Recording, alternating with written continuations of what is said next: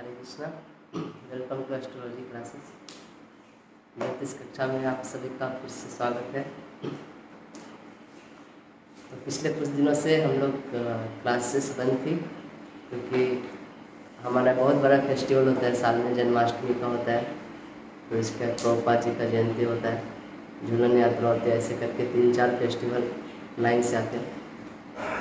कम से कम 1 लाख के अराउंड लोग इधर आते हैं ये सब फेस्टिवल को देखने के लिए। तो उनका बहुत बड़ा मैनेजमेंट रहता है, पंडाल प्रोग्राम होता है, सबको प्रसाद वितरण होता है। तो इन सब कारणों से क्लास थोड़े दिन के लिए स्थगित था, लेकिन आज से हम फिर से ये जो गैट का कोर्सेस से चालू कर रहे हैं। तो आज की क्लास जो है बहुत इम्पोर्टेंट है क्योंकि कुछ दिन से गैप था। तो आज मैं कोशिश करूँगा कि जो अभी तक हुआ है उसका एक बार क्विकली रिवीजन हो जाए और उसके बाद फिर हम लोग आगे बढ़ें। आशा करते हैं पिछले दिनों में जो गैप था आप लोगों ने उसका अच्छा से समय का सदुपयोग किया होगा। आप लोगों ने प्रैक्टिस भी किया, बहुत सारे लोग क्वेश्चन भी पूछ रहे थे मेरे से और बहुत सारे लोग चार्ट भी प्रैक्टिस कर रहे हैं। तो ये बहुत इम्पोर्टेंट फैक्टर है ज्योतिष सीखने के लिए। ये आपको प्रैक्टिस करना पड़ेगा, आपको नोट्स लेके हमेशा बैठना पड़ेगा, क्योंकि मैं आपको हर चीज़ नहीं सिखा पाऊँगा। शुरू से ही मैं बता रहा हूँ, आपको बुक्स लेके भी पढ़ने पड़ेंगे। मैं आपको बता सकता हूँ कि ना, जैसे हलवा बनाना है तो इसके लिए चीनी लगता है, घी लगता है, सूजी लगता है, पहले ऐसे डालना होता है, ऐसे डालना होता है, इतना देर तक गर्म करना होता है। लेकिन ये सब चीज़ आपको इकट्ठा करके खुद से ही बनाना पड़ेगा। तो ऐसे तो आप लोगों ने प्रैक्टिस किया है, बहुत लोग बहुत कुछ सीख गए हैं, बहुत लोग बहुत आगे के भी सवाल पूछ रहे हैं कि उन्होंने अपने से बहुत सारे स्टडी किए हैं। तो आज का क्लास चालू करते हैं छोटा सा प्रार्थना के साथ। ओम अज्ञानतिमिरन्धस्य ज्ञानाञ्जनशलाकया चक्षुरुन्मिलितं येन तस्मै श्रीगुरुवे नमः। श्रीचैतन्यमनोभीष्टं स्थापितं येन भूतले स्वयं रूपा कदा मह्यं ददाति स्वपदान्तिकं। वन्देऽहं श्रीगुरो श्रीयुतापदकमलं श्रीगुरोन् वैष्णवांश्च श्रीरूपं साग्रजातां सहगना रघुनाथान्वितं तं सजीवं साद्वैतं सावधूतं परिजनासहितं कृष्णचैतन्यदेवं श्रीराधाकृष्णपादान् सहगना ललिता श्रीविशाखान्वितांश्च। नमो विष्णुपादाय कृष्णप्रेष्ठाय भूतले श्रीमते भक्तिवेदांत स्वामिनिति नामिने। नमस्ते सरस्वती देवे गौरवाणी प्रचारिणे निर्विशेष शून्यवादी पाश्चात्य देशतारिणे। जय श्री कृष्ण चैतन्य प्रभु नित्यानंद श्री अद्वैत गदाधर श्रीवासादि गौरभक्तवृंद। हरे कृष्णा कृष्णा कृष्णा हरे हरे, हरे राम राम राम हरे हरे। नारायणं नमस्कृत्य नरं चैव नरोत्तमं देवीं सरस्वतीं व्यासं ततो जयमुदीरयेत्।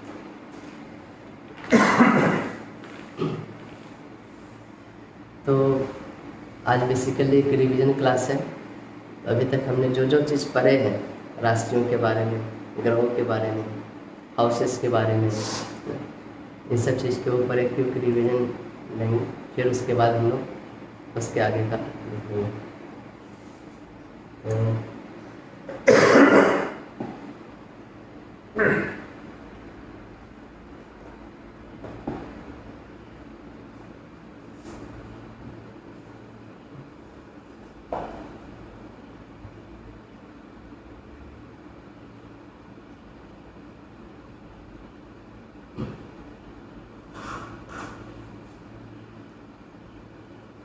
तो सबसे पहले प्लैनेट्स का देखेंगे। हम जानते हैं वैदिक एस्ट्रोलॉजी में टोटल 9 प्लैनेट्स होते हैं, 9 ग्रह होते हैं। 9 ग्रह के नाम हैं सन, सूर्य, मून, चंद्रमा, मरकरी, बुध, जुपिटर, बृहस्पति, वेनस, शुक्र, Mars, Mangal, Saturn, Shani, Rahu and Ketu. तो ये जो 9 ग्रह है, अगर इनको एक कैबिनेट में देखा जाता है, एक मंत्रिमंडल में देखा जाता है, तो ये क्या क्या चीज़ को रिप्रेजेंट करते हैं। तो जो सन है, जो सूर्य है, वो किंग है, राजा की तरह है। तो मून रानी की तरह है, मरकरी प्रिंस की तरह है, जुपिटर मिनिस्टर की तरह है, वेनस मिनिस्टर की तरह है, मार्स आर्मी चीफ की तरह है, सैटर्न सर्वेंट है, Rahu and soldier, Rahu and Ketu soldier है। तो इसका क्या मीनिंग होता है, इससे हम क्या प्रेडिक्ट करते हैं। जैसे एक भक्त थे, वो क्वेश्चन पूछ रहे थे कि मून क्यों कैसे हो सकती है, और साथ ही साथ वो कृष्ण के अवतार भी हैं। तो मतलब कि इस चीज़ को कैसे समझा जाए। तो हमको ये समझना पड़ेगा, ये जो पोस्ट है, जो भी पोस्ट दिए गए कैबिनेट में, एक समझने के लिए, उस प्लानेट को समझने के लिए ऐसा पोस्ट असाइन करके हम समझना चाहते हैं कि सन जो है एक राजा की तरह है, यानी कि जो राजा जैसे काम करता है उस तरह सन काम करता है। और मून जो है क्वीन की तरह, तो एक क्वीन जो काम करती है, एक रानी जो काम करती है राज्य के लिए, उस तरह से चंद्रमा काम करते हैं। चंद्रमा भी एक, चंद्रमा क्या चीज़ का कारक होता है, इमोशंस का कारक होता है, हमारे भावनाओं का कारक होता है ना, घर का कारक होता है। तो इसलिए आप देखोगे जो स्त्री लोग जो होती है वो ज़्यादा इमोशंस पे काम करते हैं, वो ज़्यादा भावुकता पे काम करते हैं। जैसे घर में एक पिता का भी स्थान होता है और एक माता का भी स्थान होता है। तो पिता थोड़ा स्ट्रिक्ट होते हैं और माता होती है वो उतना स्ट्रिक्ट नहीं होते जिस तरह पिता होते हैं, वो सबको लेके चलती है। तो इसी तरह मून भी है, मून भी एक ऐसा आदमी है जो सबको लेके चलता है। तो इसके पीछे इसके भावनाओं को समझना पड़ेगा। उसी तरह ये सभी प्लैनेट्स कुछ कुछ चीज़ के कारक होते हैं। जैसे सन जो है सोल का कारक माना जाता है, आत्मा का। मून जो है माइंड का, इमोशंस का कारक होता है, इसलिए वो माइंड का भी कारक होता है। मरकरी इंटेलिजेंस का, जुपिटर विजडम का। इंटेलिजेंस और विजडम में दोनों में डिफरेंस होता है। इंटेलिजेंस आपकी बुद्धि है, विजडम आपका एक्सपीरियंस के साथ जो चीज़ आता है ना, उसको विजडम बोलते हैं। वेनस जो है प्लानिंग का है, लग्जरी का है। मार्स जो है एनर्जी का है, आपको पैसन देता है।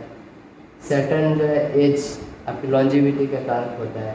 Rahu and soldier king makers, Rahu and Ketu जो है वो भी किंग मेकर्स है, वो आपको राजा से रंक और रंक से राजा बना सकते हैं, ऐसे कुछ।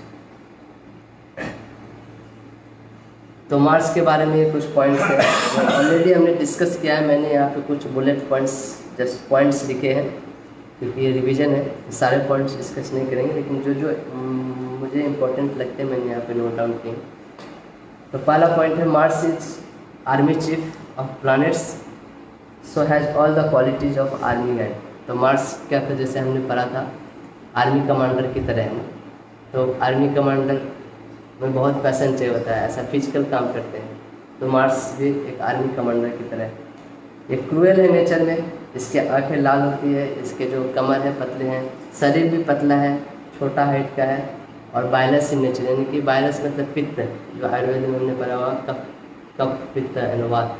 तो पित्त का होता है, पित्त मतलब जो खाना पचाने के काम में आता है हमारे पेट में, इसको जठराग्नि बोलते हैं। तो ये भी मार्स एक अग्नि का कारक होता है, तो इसलिए वो हमारे शरीर में जठराग्नि का कारक होता है। Mars is represented bye red colour, is fast in nature and has lot of energy. तो मार्स के क्वालिटी से ही पता चलता है, जो अग्नि का कारक होता है, तो यानी कि वो रेड कलर होगा, उसके आँख भी एकदम लाल होंगे, और बहुत फास्ट होता है नेचर में। मैंने बताया था मार्स मतलब कि बहुत सडन बूस्ट ऑफ एनर्जी देता है, और हैज़ लॉट ऑफ एनर्जी, यानी कि बहुत, वो कोई भी चीज़ काम तुरंत कर सकता है। Mars is represented our passion, skill and logical ability. हमारा जो पैसन है, जो पुरुषार्थ है किसी चीज़ को करने के लिए, वो मार्स से आता है। हमारा जो स्किल्स है और जो लॉजिकल एबिलिटी, जो सोचने समझने की शक्ति है, तार्किक शक्ति जिसको बोलते हैं, तर्क करना, वो मार्स से आता है। जैसे मैंने नरसिंहदेव के पास टाइम में बताया था, कैसे हिरण्यकशिपु ने बहुत सारे पैरामीटर्स रखे थे, बहुत सारे कंडीशंस रखे थे कि उसको कोई मार नहीं सकता है। तो नरसिंहदेव ने उन सारे कंडीशन को पूरा करते हुए उसको मारा। तो इसके लिए बहुत लॉजिकल एबिलिटी चाहिए, उतना तर्क शक्ति चाहिए कि कैसे इन सब चीज़ को तोड़ के अपना काम करें। Mars when get combined with Venus increases sexual drive. तो मार्स हमारा पैसन है और वेनस हमारा बेड प्लेजर्स। तो जब मार्स और वेनस जब एक साथ होते हैं तो उस आदमी का सेक्सुअल ड्राइव बहुत ही बढ़ जाता है। Mars represent younger siblings, friends and anyone with common interest और गोल वर्किंग टुगेदर। तो मार्स ऑटोमेटिकली तीसरे घर का भी कारक होता है, तो इसलिए वो यंगर सिबलिंग्स को रिप्रेजेंट करता है, हमारे फ्रेंड्स को रिप्रेजेंट करता है, और एनीबडी विथ कॉमन गोल। जैसे जैसे एक आर्मी होती है, उनका गोल होता है, कॉमन गोल होता है, दुश्मन को ख़त्म करना है, भगाना, या फिर पुलिस होता है, चोरों को पकड़ना, या थीव्स वो भी। तो ये सब चीज़ जो है मार्स के द्वारा रिप्रेजेंट करते हैं। Strength and courage come from Mars only. People with strong Mars mostly work where courage is required like army. जो भी हमारे स्ट्रेंथ होते हैं, जो करेज होते हैं, वो मार्स के द्वारा आते हैं हमारे लाइफ में, हर किसी के लाइफ में। अगर मार्स वीक है तो आदमी के पास सब कुछ होते हुए भी कभी वो उसको एक्शन में नहीं ला पाता है। बहुत मैंने देखे, बहुत विद्वान से विद्वान आदमी तक देखे हैं, लेकिन उन्होंने बहुत नॉलेज किया, पूरा भारत घुमा है, लेकिन कभी कोई एक प्रोजेक्ट भी नहीं कर पाते। क्यों? क्योंकि उनका मार्स जो है बहुत वीक था, उनके चार्ट में अस्त हो गया था। तो ये सब जो प्रॉब्लम होते हैं मार्स के कमज़ोर होने के कारण होते हैं। Mars is malefic in nature and known for accidents, premature death, violence, injury and accidents. तो मैंने बताया मार्स एक क्रूर ग्रह है, मैलिफिक ग्रह है। तो मैलिफिक होने के कारण वो अपना क्रूरता कभी नहीं छोड़ते, चाहे वो कहीं पे भी हो, उसका देने का तरीका हमेशा क्रूर ही रहेगा। तो जो भी ऐसी चीज़ें होती है, जैसे एक्सीडेंट्स होती है, प्रीमैच्योर डेथ, यानी कि समय के पहले ही किसी की मृत्यु, कहीं पे लड़ाई झगड़ा फसाद, वायलेंस, क्राइम, ये सब, इंजुरी, एक्सीडेंट्स, ये सब चीज़ मार्स देती है। मार्स इन सब चीज़ों का कारक होती है। Loss of life partner can be seen in chart due to Mars. तो मार्स जो होता है मंगल, हमने पढ़ा भी था मांगलिक दोष। तो एक जिसके कारण, मांगलिक दोष के कारण कभी कभी पार्टनर का लॉस होता है, या पार्टनर बहुत हेवी मांगलिक दोष है तो पार्टनर छोड़ के चला जाता है, या पार्टनर की मृत्यु भी हो सकती है, जो आपके लाइफ पार्टनर है। तो इतना क्रूर होता है। मैंने बहुत सारे चार्ट में से देखे हैं, मांगलिक चार्ट था, उनका शादी हो गया नॉन मांगलिक के साथ, और फिर कुछ दिन बाद या पति बहुत बीमार हो गया, या घर छोड़ के चला गया, या मृत्यु हो गई, ऐसे चीज़ देखे हैं। तो मार्स अपना क्रूएल नेचर कभी नहीं छोड़ता है, भले ही वो कहीं पे भी क्यों ना बैठा हो, उसका देने का तरीका वही रहता है। उसके बाद हमने पढ़ा था मरकरी ग्रह के बारे में। ओके, मरकरी और वेनस दोनों पढ़ा था, ठीक है, मरकरी पहले। तो मरकरी है the best appearance of all the planets and considered as prince. तो कैबिनेट में मरकरी को क्या चीज़ का स्थान दिया? प्रिंस का, राजकुमार का। राजकुमार का होता है बहुत सुंदर होता है, यंग होता है, और जस्ट राजा रानी के बगल में बैठा होता है ना, इसलिए उसका बेस्ट अपीयरेंस होता है, हमेशा यंग दिखता है। जिनके लग्न में मरकरी होता है वो अपने एज से कम दिखते हैं, यानी कि यंग दिखते हैं। वो 50 साल के भी हो जाएंगे तो 30 साल की तरह, ऐसे लोगों का एज का अंदाज नहीं लगा सकते। Mercury governs intelligence, speech, writing, education, calculation, and shows our intellectual powers and is considered as a messenger of God. तो मरकरी जो होता है नेचुरल तीसरे घर का कारक होता है, जेमिनी का कारक होता है। तो नेचुरल तीसरे घर के कारक होने के कारण ये कम्युनिकेशन को डिनोट करता है। जहाँ जो भी चीज़ें कम्युनिकेशन से रिलेटेड है, जैसे राइटिंग भी है, तो बेसिकली हम कोई आदमी बुक लिखता है तो उसके थ्रू वो अपने भावनाओं को कुछ कम्युनिकेट करना चाहता है लोगों से, इसलिए वो बुक लिख रहा है। या फिर ये हमारे इंटेलिजेंस को भी गवर्न करता है, इसलिए ये कैलकुलेशन, इंटेलेक्चुअल पावर्स, ये सब चीज़ को भी दिखाता है।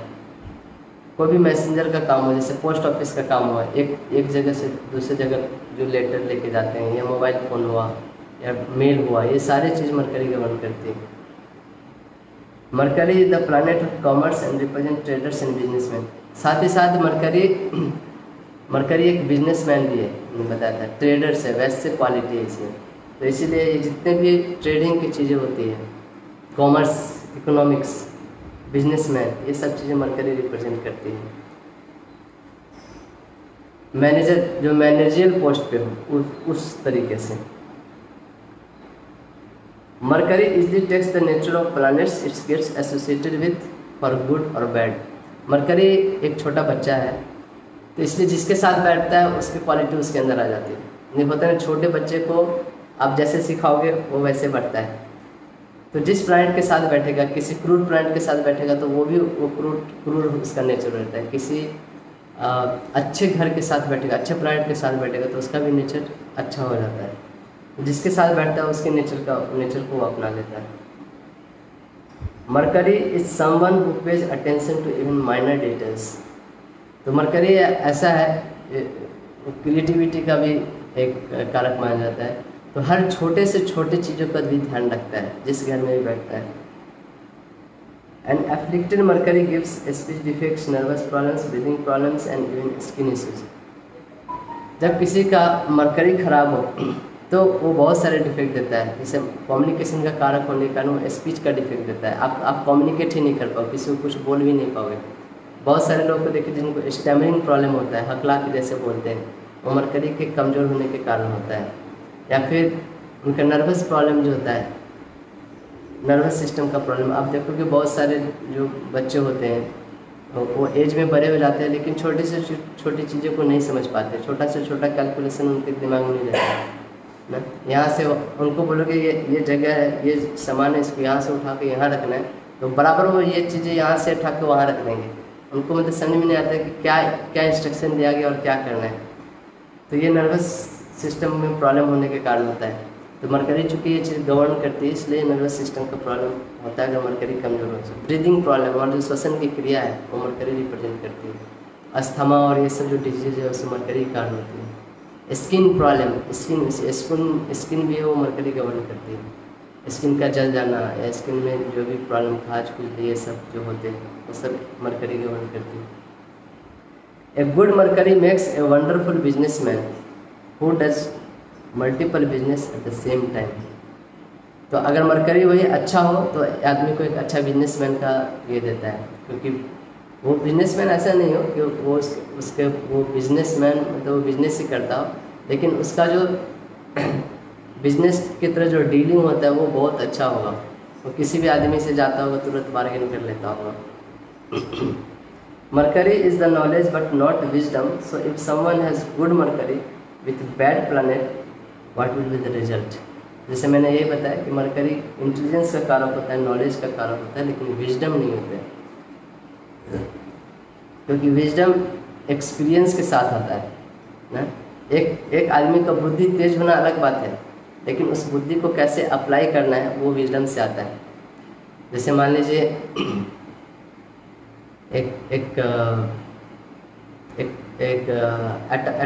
एटॉमिक रिएक्शन हमने सीखा है। तो एटॉमिक रिएक्शन का यूज करके बहुत सारे लोग इलेक्ट्रिसिटी जनरेट करते हैं ना। सबके घर में इलेक्ट्रिसिटी आती है जिससे बहुत सारे काम होते हैं, घर का बिजली, पंखा, मोटर, हीटर सब चलता है। उसी एटॉमिक एनर्जी का यूज करके लोग बॉम्ब बनाते हैं, जैसे एक बार बॉम्ब गिराने से पूरा देश खत्म हो जाता है। तो mercury is like intelligence who gives the knowledge कि एटम जो एटॉमिक रिएक्शन है वो कैसे काम करता है, लेकिन जो विजडम होता है ये सिखाता है कि उस एटॉमिक एनर्जी को कैसे यूज करना है। तो ये मरकरी था। आगे Venus is feminine in nature and has beautiful body, watery and airy in constitution, represented by light grey colour. तो मैंने बताया था जो वेनस जो है वो सौम्य ग्रह है, वो बेनिफिक प्लैनेट है और ये फेमिनाइन नेचर की होती है और ब्यूटी को गवर्न करती है हमारे बॉडी में। वेनस जहाँ पे वहाँ पे ब्यूटी है, वहाँ पे लग्जरी है, वहाँ पे ऐशो आराम है, ऐसा बोल सकते हैं। Venus is natural benefic planet and unless afflicted bodily badly doesn't do bad. तो ये नेचुरली बेनिफिक है, इसका जो नेचर है दूसरों का हेल्प करने का, बेनिफिक दूसरों को अच्छा करने का, वो अपना नेचर कभी नहीं छोड़ती है। अनटिल अनलेस ये बहुत ही बैडली एफ्लिक्टेड, यानी कि किसी बहुत ही क्रूर ग्रह इसके साथ बैठा हो, उसको अफ्लिक्ट कर रहा हो, नहीं तो ये हमेशा अच्छा ही रिजल्ट देने की कोशिश करती है।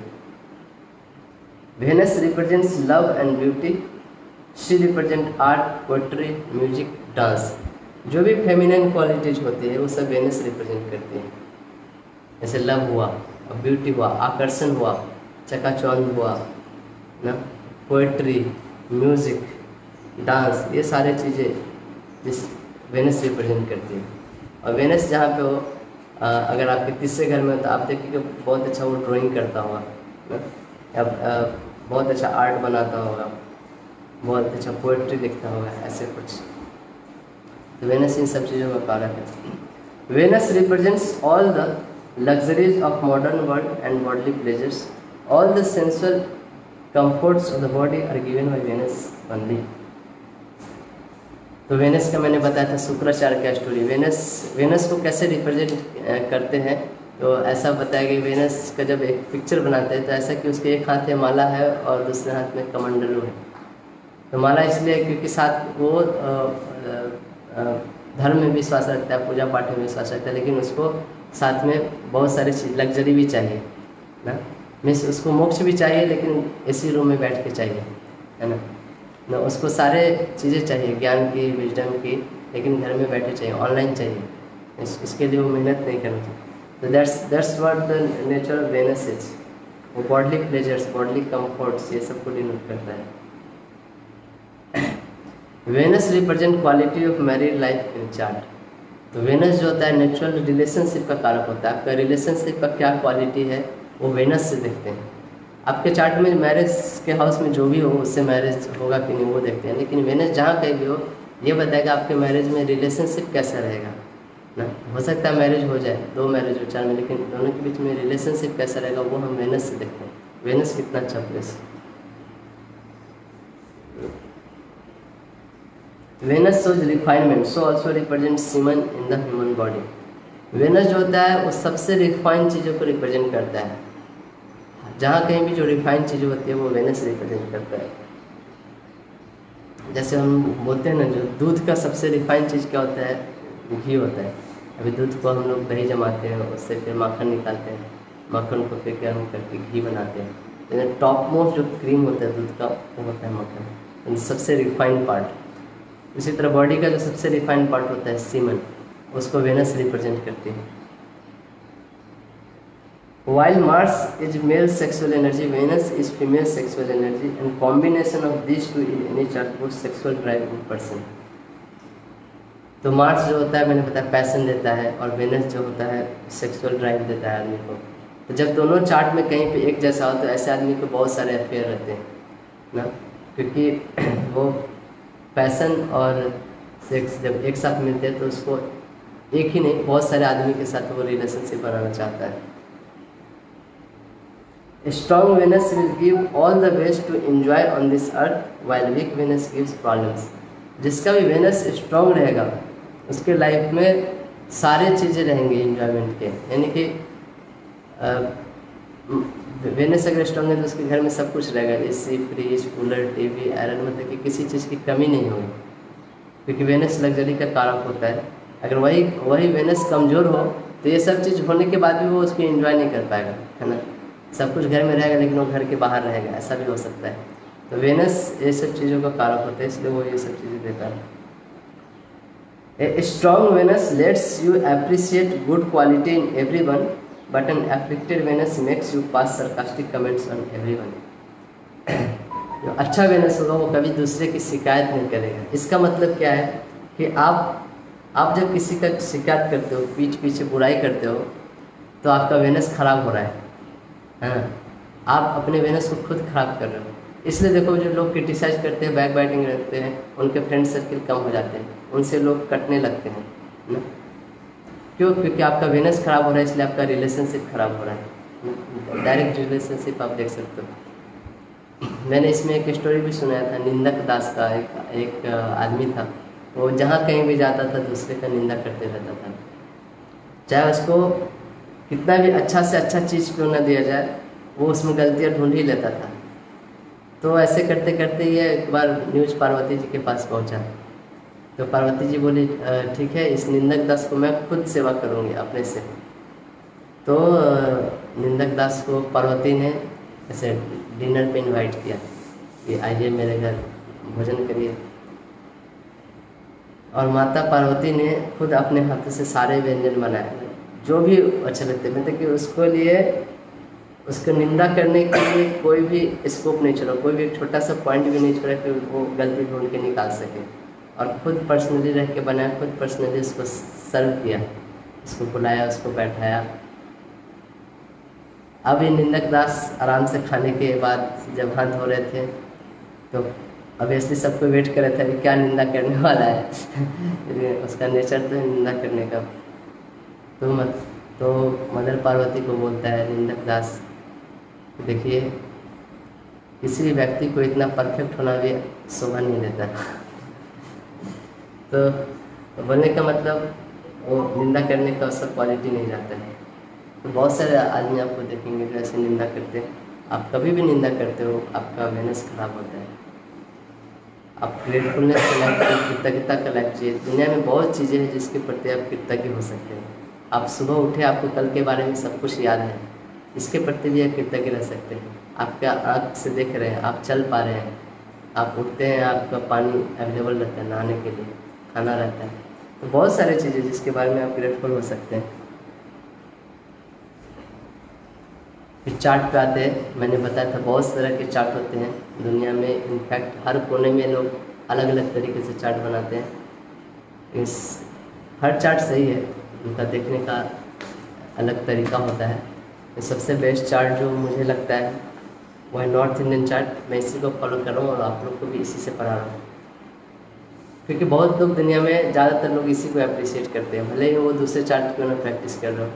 मेरे कुछ साउथ इंडियन फ्रेंड है, वो साउथ इंडियन चार्ट फॉलो करते हैं, लेकिन तो भी वो मेरे को बोलते हैं नॉर्थ इंडियन चार्ट बहुत अच्छा है, क्योंकि इसमें बहुत सारे चीज़ें जो होता है, जो कॉम्बिनेशन होता है, केंद्रा हाउसेस होते हैं, जो विजन होता है, एस्पेक्ट होता है प्लैनेट का, ये सब तुरंत पता चल जाता है। तो नॉर्थ इंडियन चार्ट, इसको डायमंड चार्ट के नाम से भी बोलते हैं। तो जो हमारा जो आसमान है पूरा, उसमें हम जानते हैं कि 12 राशियों में डिवाइडेड है। उस 12 राशियों को रिप्रेजेंट करने के लिए हम एक 12 घरों का चार्ट बनाते हैं ना। अब आकाश में देख के तो हम हमेशा प्रेडिक्ट नहीं कर सकते ना, तो उसको एक चार्ट के रूप में बनाते हैं। अब ये टोटल 360 होता है, उसको 12 से डिवाइड करेंगे तो एक जो घर होता है वो 30 डिग्री का आता है। तो हमारा चार्ट कुछ ऐसे होता है।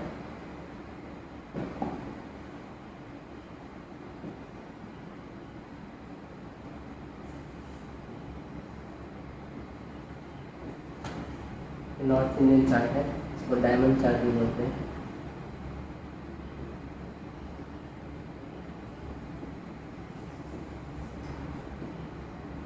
ऐसे करते हैं और टोटल 12 घर होते हैं इसमें। 1 2 3 4 5 6 7 8 9 10 11 12। ये 12 घर में 12 राशि हम लोग फिट करते हैं। आप देखोगे टोटल एक सर्कल में कितना होता है, 360 डिग्री होता है। इसको अगर 12 से डिवाइड करोगे 360 को, 12 3 36 यानी कि 30 डिग्री। तो ये जो एक घर होता है वो 30 डिग्री का रिप्रेजेंट करता है। 30 डिग्री 30 डिग्री 30 डिग्री 30 डिग्री ऐसे करके 12 गुण 30 को 360 डिग्री आता है। तो 360 डिग्री में पूरा जो जितने भी राशियाँ होती हैं वो पूरा इसमें कवर हो जाता है। By the help of this chart, it's easy for us to look actual position of planets. क्यों बनाते हैं ये चार्ट? मैंने बनाया कि ये एक्चुअली आकाश का नक्शा है। एक्चुअली कौन से राशि में कौन से प्लानेट है उसको रिप्रेजेंट करने के लिए हम ऐसा चार्ट बनाते हैं। सभी घर का अपना लॉर्ड होता है।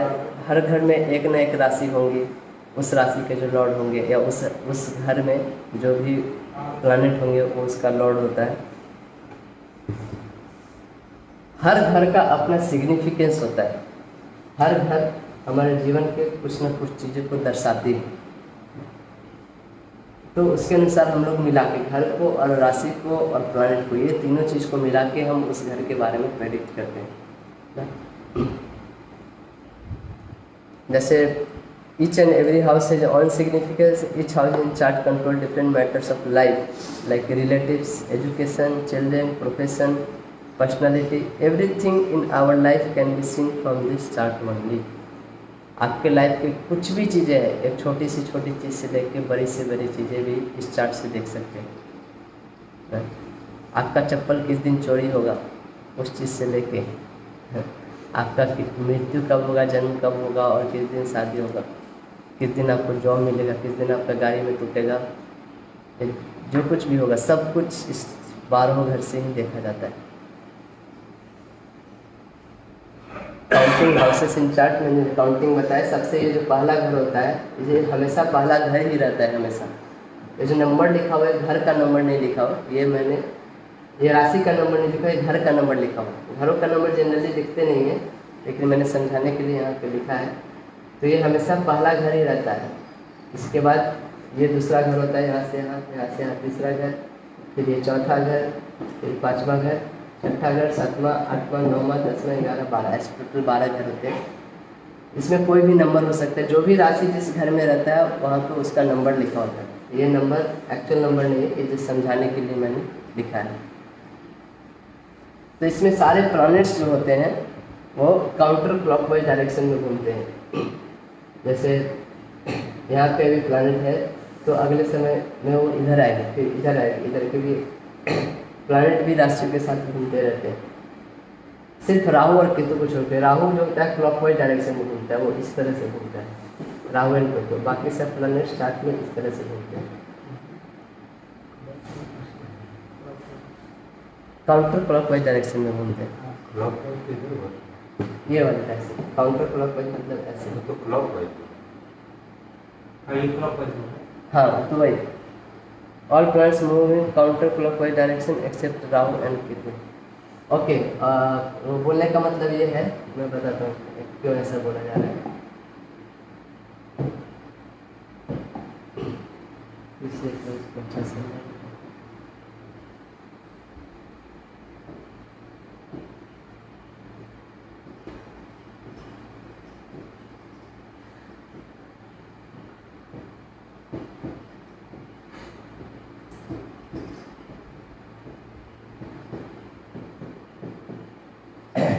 जो राशि चक्र है और प्लैनेट का घूमना है, दोनों अपोजिट डायरेक्शन में होते हैं। कैसे देखें, जो राशियाँ होती है वो चार्ट में ऐसे घूमती है, ऐसे, यानी कि ये जो 1 नंबर की राशि है यहाँ के बाद यहाँ पे आएगी ऐसे। लेकिन प्लैनेट जो होता है राशि चक्र में उल्टा घूमती है। जैसे मैं बताता हूँ, प्लैनेट अभी मान लीजिए अभी इसी राशि में है तो अगले जो टाइम वो चेंज होगी दूसरे राशि में तो इधर जाएगी, एक से दूसरे राशि में जाती है, दूसरे से तीसरे राशि में जाती है। लेकिन जो राशि चक्र है वो ऐसे घूमती है और राशि चक्र के ऊपर प्लैनेट ऐसे घूमती है। समझ में? मैं बताया था शुरू में जब कॉस्मोलॉजी का पार्ट पढ़ाया था, तो जैसे मान लीजिए एक चाप होता है जिस पर कुम्हार ऐसे घड़ा बनाता है, तो कुम्हार चाप को ऐसे घुमा रहा है, लेकिन चाप पे बैठा हुआ चींटी उल्टे डायरेक्शन में जा रहा है। तो चींटी तो ऐसे घूम रहा है, लेकिन चाप के रेफरेंस में चींटी पीछे की तरफ जा रहा है। तो ये उसी तरह ये राशि तो ऐसे घूम रहे हैं, लेकिन राशि चक्र के रेफरेंस में प्लैनेट उसके अपोजिट डायरेक्शन में जा रहे हैं।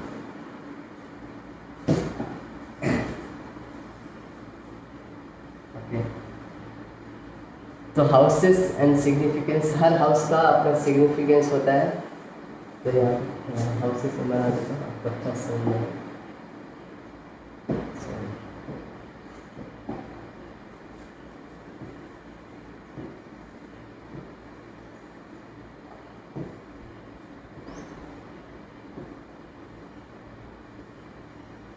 ये पहला हाउस, दूसरा, तीसरा, चौथा हाउस, 5वां, 6वां, 7वां, 9वां।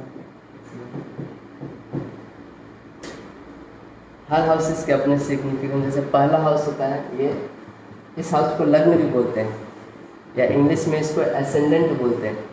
तो पहला हाउस जो होता है आपके हेल्थ को दिखाता है, आपके एज को दिखाता है, आपके चाइल्डहुड, आपका पर्सनैलिटी, आपके लाइफ के बारे में बताता है। पहला घर, इस पहला घर जो शुरुआत है हर आदमी के इन सब चीज़ों का वो पहला घर से देखते हैं। उसी तरह जो दूसरा घर होता है आपका वेल्थ, फैमिलीज, आपके आइज, नेक, ये सब चीज़ के बारे में बताती है। तीसरा घर होता है वो आपके करेज, आपके यंगर सिबलिंग्स, शॉर्ट ट्रेवल्स, ये सब चीज़ के बारे में बताती है। चौथा जो घर होता है वो आपका मदर, आपका home, vehicles, mental peace, basic education, ये सब चीज़ों को चौथा हाउस बताते हैं। पांचवा हाउस आपके प्रीवियस पुण्य जो है, पहले जो पुण्य है, पूर्व पुण्य, आपका लव, प्रोजेनी, प्रोजेनी मीन्स आपके संतान के बारे में, इंटेलिजेंस के बारे में, ये सब चीज़ों के बारे में पांचवा घर बताते हैं। छठा घर रोग, ऋण, शत्रु के बारे में बताते हैं। तो सातवां घर होता है आपके स्पाउस, पार्टनर, आपके बिजनेस पार्टनर हो सकते हैं, आपके जो ओपिनियन, जो भी आपके सामने है वो चीज़ें सातवां घर बताते हैं। आठवां घर आपका age, longevity, unearned money, inheritance, occult sciences, ये सब चीज़ें आठवां घर दिखाती है। नौवां घर धर्म के बारे में दिखाती है, रिलीजन, स्पिरिचुअलिटी, फादर के बारे में, गुरु के बारे में, हायर एजुकेशन के बारे में, ये सब चीज़ों के बारे में दिखाती है। 10वां घर होता है वो आपके प्रोफेशन के बारे में दिखाती है, आपके वर्क के बारे में दिखाती है ना, आप सोसाइटी में क्या कंट्रीब्यूट करते हो, आपके फेम वो जो होता है वो दिखाता है। 11वां घर आपके गेन्स को दिखाता है, रेगुलर इनकम, आपके एंजॉयमेंट के जो सोर्सेस हैं, या फिर फुलफिलमेंट ऑफ डिजायर्स, आपका सोशल सर्किल, आपका फ्रेंड सर्किल, एल्डर सिबलिंग्स, ये सब चीज़ें 11th हाउस से दिखाते हैं।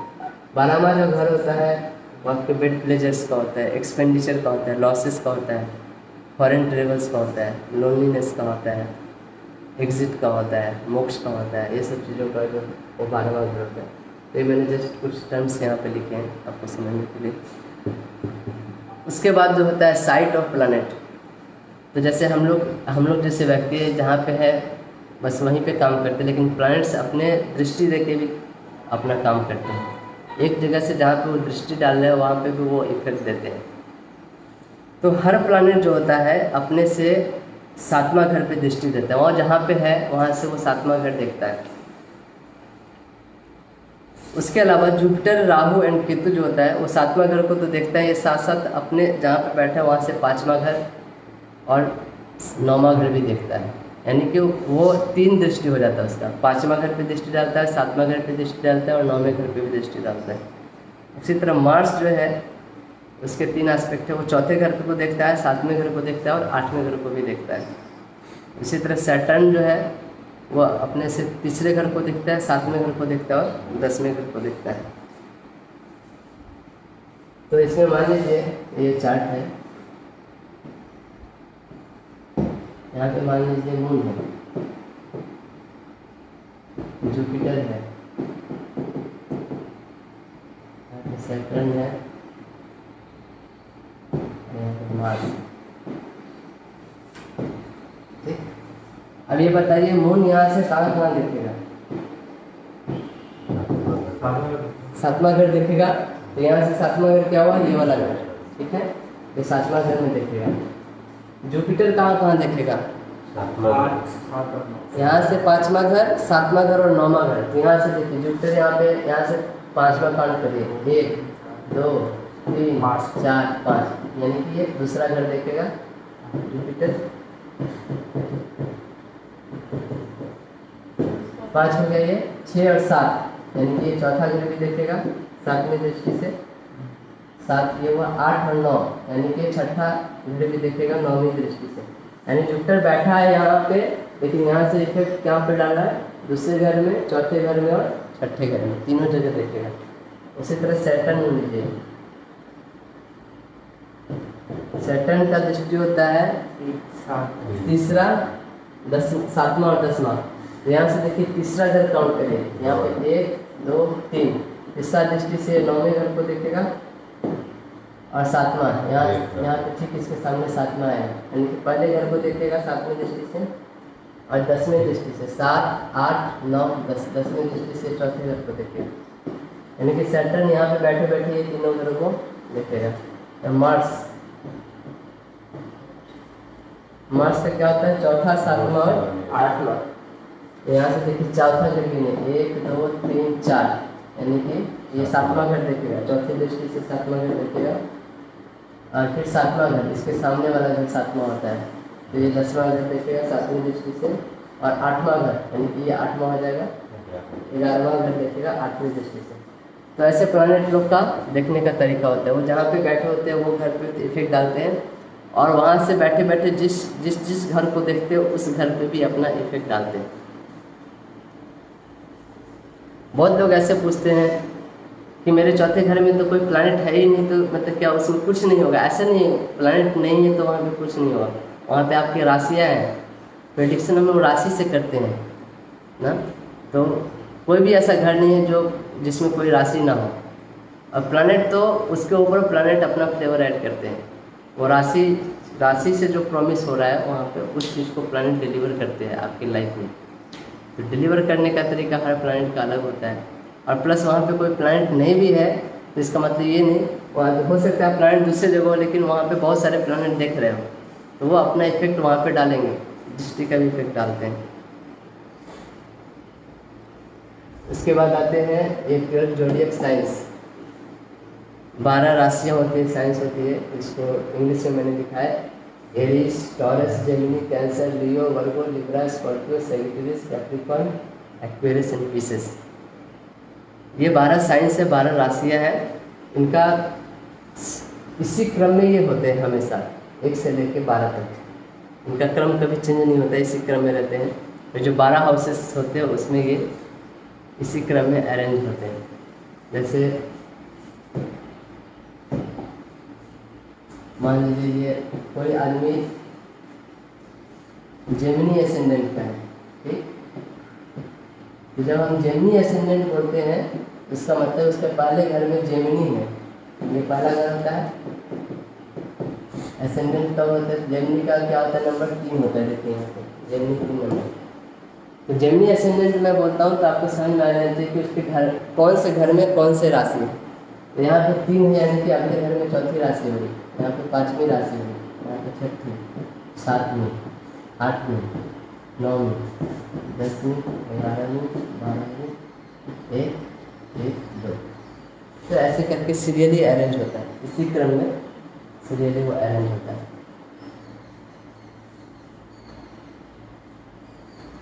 तो lordship of houses, her houses के एक मालिक होते हैं, मैंने बताया था हर राशियाँ का एक मालिक होते हैं। तो एरीज और स्कॉर्पियो साइन के जो मालिक है वो मार्स है, टॉरस और लिब्रा के वेनस, जेमिनियन वर्गो के मरकरी, कैंसर का मून। इसमें मैंने अभी तक पहला 3 कवर कर लिया है, एरीज, टॉरस एंड जेमिनी। अगला क्लास हम लोग कैंसर पे करने वाले हैं। उसी तरह लियो का मून, सैजिटेरियस एंड पिसेस के जुपिटर, कैप्रिकॉर्न एंड एक्वेरियस के सैटर्न, स्कॉर्पियो जो होता है मार्स तो होता ही है, उसके साथ साथ केतु भी उसका पोल आउट होता है, लेकिन दोनों साथ में उसके मालिक है। उसी तरह एक्वेरियस का सैटर्न होता है, उसका पोल आउट राहु भी है, दोनों साथ में रहते हैं। अब साइंस के बारे में हम लोग देखेंगे, राशि के बारे में हमने अभी तक 3 राशि कवर किया है टोटल, तो 3 राशि के क्वालिटीज भी एक बार रिवीजन कर लेंगे। तो Aries is the positive sign of Mars, cardinal, fiery in nature and most important head of zodiac. जो एरीज जो है वो मार्स का राशि है, और ये सबसे पहला राशि है, beginning of the zodiac chart अगर कहीं से चालू होता है तो वो है एरीज, और ये फायरी इन नेचर है। तो मार्स भी फायरी इन नेचर है, इसलिए एरीज का साइन भी फायरी इन नेचर है। Sign is represented by a ram as most powerful body part of Ram is head, and being the first sign Aries also represent head। जो पहला जो होता है हमारा चीज़ क्या होता है? हेड होता है, और एरीज भी क्या है? फर्स्ट साइन है, तो इसलिए ये हमारे सर को भी रिप्रेजेंट करता है। ये 12 राशियाँ जो होती है वो किसी न किसी बॉडी पार्ट को रिप्रेजेंट करती है हमारे।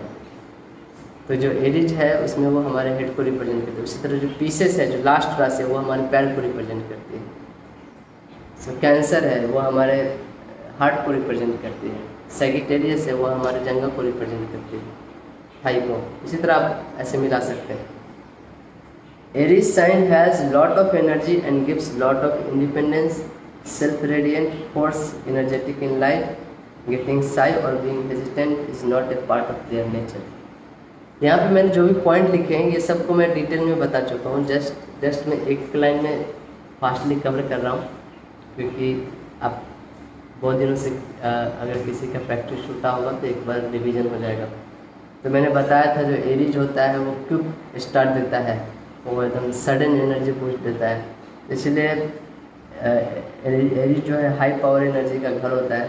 तो यहाँ के लोग हाई पावर होने के कारण बहुत इंडिपेंडेंसली बिहेव करते हैं, सेल्फ रेडिएंट होते हैं, एनर्जेटिक होते हैं लाइफ में। मतलब उनके लिए कोई है ना सामने मतलब कि उनको होता है ना, कोई लोग शर्माते हैं कोई चीज़ करने में, इनके लिए शर्म नाम की चीज़ें नहीं होती, जो है एकदम ओपन है ऐसे। Aries people are one who takes initiative and are very dynamic in approach. They hardly think through the process or result of getting the job done. Aries वाले people होते हैं, उनको सिर्फ चालू करने से मतलब होता है, काम खत्म हो या ना हो उनसे उनको कुछ मतलब नहीं है ना। मतलब कि just start some, they want to start something. जैसे बाइक को चालू करने के लिए फर्स्ट गियर में रखना पड़ता है ना, बस उनको चालू करने से मतलब, उसके बाद का आप लोग देखो। तो ऐसे लोग होते हैं जो एक काम चालू करेंगे, फिर उसको छोड़ के फिर दूसरा काम चालू करेंगे, उसको छोड़ के तीसरा काम चालू करेंगे, वो काम पूरा हो गया ना होगा उनसे उसको मतलब नहीं रहता है। They are self-centered and do not care much about feelings of others. Self-centered मतलब वो अपने बारे में पहले सोचेंगे, उसके बाद में दूसरे के बारे में सोचेंगे। मतलब कि वो कहीं पे भी जाएंगे तो पहले ये सोचेंगे इससे मेरे को क्या मिला है। तो ऐसे टाइप के मेंटलिटी होते हैं एरीज वालों को। If ascendant rises in sign Aries, the most of the times people have some mole scar or some birthmark on the face, as Aries is the first sign and represent face as well. अगर किसी के ascendant में Aries है तो उनके चेहरे पे कुछ ना कुछ निशानी रहेगा, कुछ मोल या फिर कुछ कट का निशान, ऐसा कुछ बर्थ मार्क रहेगा जिससे प्रोमिनेंटली पता चलेगा। क्योंकि एरीज जो होता है वो हमारे हेड को रिप्रेजेंट करता है और वो लग्न में भी बैठा है, तो लग्न भी हमारे हेड को रिप्रेजेंट करता है, इसलिए कुछ ना कुछ वो बर्थ मार्क जरूर देता है हेड में। These people are more logical than emotional and hence sometimes tend to face their opinions on others. ऐसे लोग होते हैं हमेशा लॉजिकली सोचते हैं, इमोशनली बहुत कम सोचते हैं, ज़्यादातर लॉजिकली सोचता है। जो आदमी लॉजिकल सोचता है वो हमेशा यही सोचता है कि मेरा जो ओपिनियन है सबसे अच्छा है, क्योंकि मैं लॉजिकली सोच रहा हूँ। इसलिए कभी कभी ये लोग अपना ओपिनियन दूसरे के ऊपर ज़बरदस्ती डालने की कोशिश करते हैं। जैसे इनको कोई गिफ्ट भी दोगे ना तो ये सोचेंगे, ये नहीं देखेंगे ये गिफ्ट कितना खूबसूरत है या कितना अच्छा है, ये देखेंगे इस गिफ्ट का आखिर में मेरे जीवन में क्या यूज है ना। ऐसे यूज के अनुसार वो आपको बनाएंगे, हर चीज़ में वो लॉजिक अप्लाई करेंगे, इससे हमको क्या फ़ायदा है, ये करना चाहिए नहीं करना चाहिए। तो ऐसे लोग होते हैं। If this sign or lord of this sign Mars gets afflicted, they are prone to short temper. जैसे मैं बताया था ये मार्स का साइन है और रेड साइन होता है, एंगर का साइन होता है, इसलिए ये लोग जल्दी हाई टेम्पर में भी आ जाते हैं, तुरंत गुस्से में आने वाले लोग होते हैं, तुरंत हाई टेम्पर में तो तुरंत कूल डाउन हो जाएंगे। लेकिन ऐसे लोगों को कभी कभी ये ब्लड प्रेशर ये सब चीज़ की भी बीमारी होती है। Aries people are good for sports only, which requires power such as boxing, weightlifting, but playing chess or cricket, which requires patience, will not be their cup of tea. बोलने का मतलब ये होता है कि ये लोग ज़्यादा फिजिकल काम नहीं करना, पेशेंस के साथ ये लोग काम नहीं कर सकते। जो एरीज वाले होते हैं उनको बोलो बैठ के चेस खेलो, उनसे नहीं होगा, लेकिन वो लोग किसी को गुस्सा मार के आना तुरंत उठ के जाएंगे, मार के आ जाएंगे, क्योंकि चेस खेलने के लिए बहुत पेशेंस चाहिए होता है। उतना पेशेंस उनको फिजिकल एक्टिविटी करने में ज़्यादा आनंद आता है, ज़्यादा मज़ा आता है, इसलिए इनको बॉक्सिंग बोलो, वेट लिफ्टिंग बोलो, कराटे, जूडो, ये सब चीज़ें अच्छा मतलब आउटडोर्स जो भी अप्रोच होते हैं आउटडोर्स गेम, इनको लेके इंडोर गेम बोलो चेस खेलो, लूडो खेलो, ये इनके एरिया से बाहर हो जाता है। As Aries has lot of energy, they are prone to advance and sometimes take decisions in life which they regret later on such as marriage. So better take advice from someone who has lot of patience and energy. इनके अंदर बहुत quick energy होने के कारण ये बहुत quick decision भी लेते हैं। एट इंस्टेंट डिसीजन है कि मेरे को ये करना है। जैसे किसी आदमी को कुछ प्रॉब्लम आता है तो वो सोचता है, कुछ दिन तक सोचता है या फिर विचार करता है। ये लोग ऐसे होते हैं कि 5 सेकंड के अंदर डिसीजन लेना है, और इसके कारण बहुत बार क्या होता है, इनसे गलती होती है डिसीजन लेने में, जिससे बाद में जाके पछताना पड़ता है। जो भी एरिज असेंडेंट वाले हैं उनको कभी कुछ डिसीजन लेना है तो किसी से सलाह लेना चाहिए, किसी से जाकर पूछना चाहिए जो एक्सपीरियंस आदमी है, ऐसा हुआ है क्या करना चाहिए, और उसके बाद डिसीजन लेना चाहिए। नहीं तो आपसे बहुत बार डिसीजन लेने में गलती होंगी। They are very clear in expressing themselves, and sometimes their family and friends also cannot handle such straight truth. They are not diplomat in handling any argument. They will stand by on side which they think is right without taking others' perspective in account. ये लोग बहुत straight forward होते हैं, जो बोलना है वो बोल देंगे सामने वाले को, उसको खराब लगे या अच्छा लगे उससे उनको कुछ मतलब नहीं है। तुमने गलती किया है तो तुमको पब्लिक में जलील कर देंगे, ऐसा है ना। जैसे होता है ना कि हाँ किसी कोई गलती किया है तो उसको साइड में ले जाके बोलते हैं कि भाई देखो तुमने ऐसे बोला, अच्छा नहीं हुआ, जाके उससे माफ़ी मांग लो, सॉरी बोल लो। लेकिन ये लोग तुमने गलती किया तो सबके सामने बोलेंगे कि तुमने ये गलती किया है, तुम पे ये सोबर नहीं था, तुमको माफ़ी मांगना चाहिए, ऐसे। तो बहुत स्ट्रेट फॉरवर्ड होते हैं लोग। तो कभी कभी स्ट्रेट फॉरवर्डनेस होने के कारण भी उनके लाइफ में प्रॉब्लम होती है। These people always need a reason to struggle for some goal or any hobby to keep themselves busy, otherwise they will become frustrated. अब देखो ये सारे जो कैरेक्टरिस्टिक्स दिए उनके से मिलती है, एरीज साइन से मिलती है। क्यों इनको कुछ रीज़न चाहिए स्ट्रगल करने के लिए? क्योंकि इनके पास बहुत हाई एनर्जी होता है। अगर उसको कहीं यूज नहीं किए तो वो फ्रस्ट्रेट हो जाएंगे, वो शांति से बैठ नहीं सकते। उनको कुछ तो करना है अभी ना, वो ऐसा नहीं कि वो दिन भर बैठ के बुक पढ़े, ऐसा नहीं होता उससे। उनको कुछ इंगेजमेंट चाहिए। अगर वैसा चीज़ नहीं होता है तो अपने से जाकर कुछ करेंगे, फ्रस्ट्रेट हो जाते हैं ऐसे लोग। अगला साइन है टॉरस और मरकरी। जस्ट 5 मिनट है, मैं कंप्लीट करूँगा। Taurus is an early sign ruled by Venus, fixed in nature and represent eyes and neck in the human body. जो टॉरस होता है वो दूसरा साइन होता है, इसलिए वो आइज और नेक को रिप्रेजेंट करता है। और वेनस इसके स्वामी होते हैं। अर्थली साइन होता है, बहुत अर्थली मतलब ना to the ground, ground to earth हम लोग बोलते हैं ना। तो देखो जो भी चीज़ें होती है, जो सेकेंड हाउस में फैमिली हुआ, वेल्थ हुआ, ये प्रैक्टिकल चीज़ें होती हैं ना। सब कुछ हमारे वेल्थ पे और फैमिली पे डिपेंड करता है ना। Taurus is represented bye bull. तो बुल जो होता है, जो फर्स्ट साइन था एरिस, वो हॉर्स रिप्रेजेंट करता है। लेकिन बुल हॉर्स की तरफ तेजी से नहीं जा सकता है। बुल कैसे चलता है? एकदम धीरे धीरे धीरे धीरे आपको शाम तक पहुंचा ही देगा। आपको कहीं पे यहाँ से 10 मिनट में जाना है, तब आपको बुल वो दिन भर में पहुंचाएगा। हॉर्स आपको 10 मिनट में पहुंचाएगा तो बुल दिन भर में पहुंचाएगा। लेकिन बुल जो होता है पूरा लोड कैरी कर सकता है। हॉर्स का आप 1 आदमी 2 आदमी सवार होकर जा सकते हैं, लेकिन बुल पूरा बुल्लक काट खींच के जा सकता है। He can carry heavy load. और बुल का कैरेक्टरिस्टिक क्या है? वो ये सारे कैरेक्टरिस्टिक्स टॉरस साइन वाले से मिलेंगे। एरीज साइन वाले बहुत क्विक होते हैं, टॉरस साइन वाले बहुत लेजी, मतलब कि उतना क्विक नहीं होते। आप बुल बैठा हुआ है, आप उसको कुछ भी जाके करते रहो, कुछ नहीं। लेकिन एक बार जब बुल खड़ा हो जाता है फिर आपको छोड़ता नहीं है, फिर वो उसको एक बार। इसलिए जो टॉरस साइन वाले होते हैं, आप एरीज साइन वाले से लड़ाई करो, वो 5 मिनट में आपसे लड़ाई करके सेटल करके फिर अगले 10 मिनट में आपसे दोस्ती भी कर लेंगे। लेकिन टॉरस साइन वालों को एक बार आप कभी इंसल्ट कर दो, आप उनके जीवन से हमेशा के लिए बाहर हो जाते हो ना। तो ये है टॉरस साइन का nature. They do not interfere in anyone's life and keep their emotions to themselves, very calm and composed. But if anyone try to harm them or if they sense danger, these people some become aggressive and forever gets this type of people out of their life. जैसे मैंने अभी बताया, आप एक बार इनके साथ कुछ problem करो, आप हमेशा इनकी लाइफ से बाहर हो जाते हो। Since ruled by Venus, planet of luxury and wealth, Taurus ascendant people never get satisfied with amount of money they have. Money is very important factor in their life. जो टॉरस ascendant वाले people होते हैं उनके लिए money बहुत important रहता है। शुक्र ग्रह इनको स्वामी है। शुक्र का मैंने बताया एक हाथ में कमंडलो है, तो वो हमेशा कुछ ना कुछ ढूंढते रहते हैं।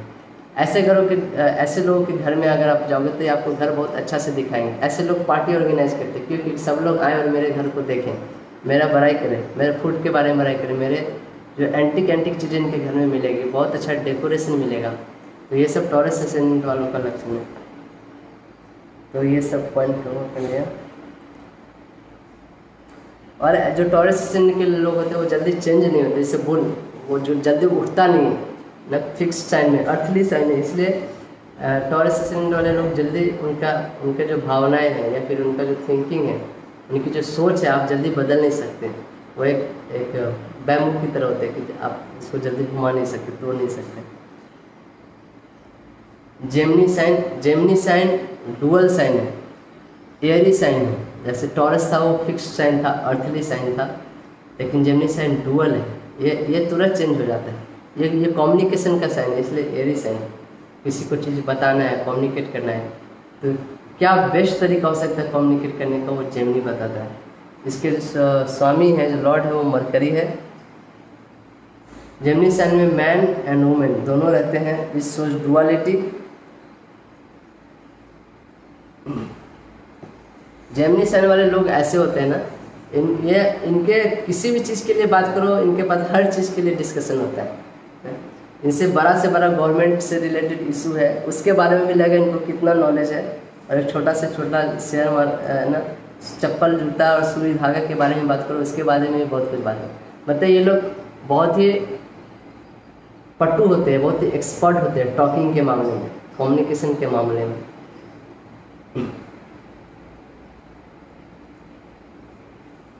डुअल साइन होने के कारण वो कभी भी किसी के साथ स्टैंड नहीं होते, बल्कि फ्लो के साथ बह जाते हैं। टॉरस साइन कैसा था, वो फिक्स होते हैं, वो जल्दी अपना आइडिया, अपना सोच बदलते नहीं। जेमिनी साइन वाले हैं, आप इनको ये बोले, आगे चल के किसी ने चेंज किया, ये भी सही है, उसके साथ ही बोलेंगे हाँ ये भी सही है, ये भी सही है, हाँ ये भी सही है, ऐसा।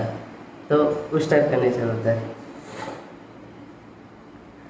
जेमिनी असेंडेंट के जो पीपल होते हैं, you will find Gemini ascendant people mostly involve in paper work, press, communication, post office, as it is ruled by Mercury. Mercury क्या है, मैसेंजर है। मरकरी कम्युनिकेशन का कारक है।